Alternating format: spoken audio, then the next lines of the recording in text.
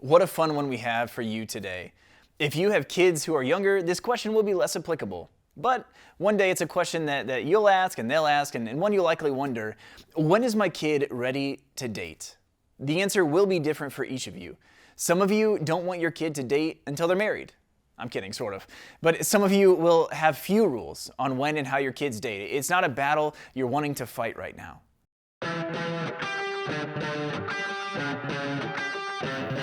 Welcome to another episode of Fridays Are for Families, where we seek to empower and equip you to grow as a disciple and disciple maker of Jesus Christ.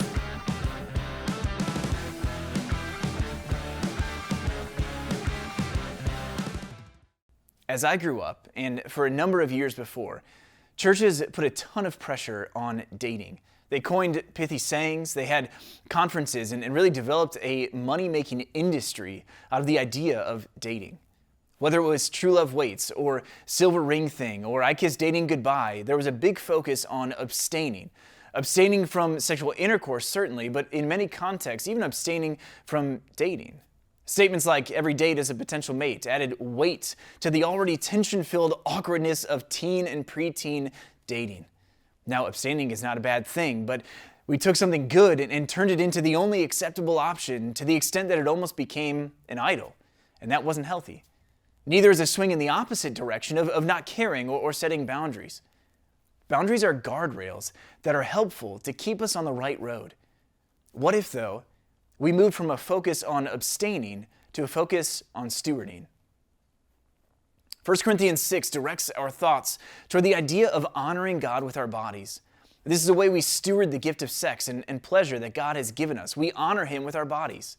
Verse 19 begins, "Do you not know that your bodies are temples of the Holy Spirit, who is in you, whom you have received from God? You are not your own. You were bought at a price. Therefore, honor God with your bodies." As we ask the question about dating, we have to ask if we have prepared our kid to be a good steward of what God has given them. Here are some questions I want you to ask. I encourage you to be honest with your answer to these questions, as they'll help you come to the conclusion on whether your kid is ready to date. At what age did I start dating? Was I ready for that?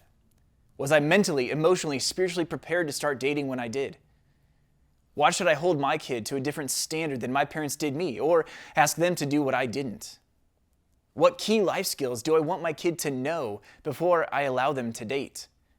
What key social and emotional skills like compassion, empathy, kindness, grace, patience do I want my kid to show at least some evidence of before I allow them to date?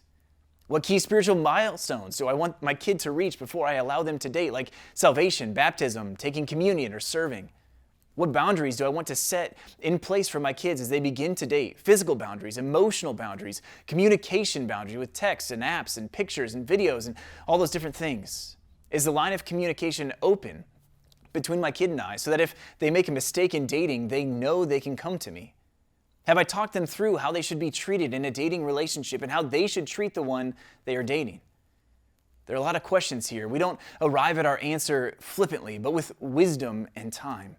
Is your kid ready to date? I'm not sure, but it doesn't hurt to wait and answer these questions before giving them the green light. Thanks for joining us for this episode of Fridays Are for Families. The topics of dating, sex, and sexuality are challenging. This, we hope, is just the start of a continuing conversation.